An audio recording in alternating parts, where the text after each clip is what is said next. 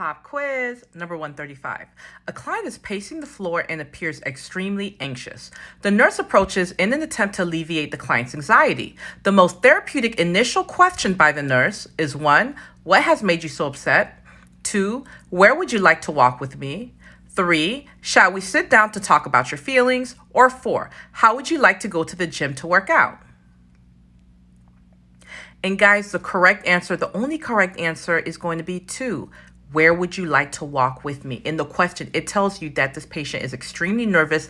They're pacing. So what you want to do is, number 1, help them relieve their anxiety by going on a walk, right? Number 2, get them away from other people. It's just you and them walking, and then they may want to open up. But you don't want to jump right into it. What's wrong with you? They're very anxious. They're not going to want to talk. But as they're walking, you're looking at the scenery. You're not saying anything. You're just walking with that patient. You're doing what's called offering self. You're letting them know that they're important. Simply by your presence, they may open up. Now, let me show you something else. You see choices 3 and 4? You don't ask closed-ended questions. You ask closed-ended questions in 3 situations. When you suspect abuse, you suspect suicide, or patients having thoughts of suicide, or if you have to do a quick assessment, like the patient's going into the operating room and you need to know, okay, have you had alcohol in the past 24 hours, yes or no?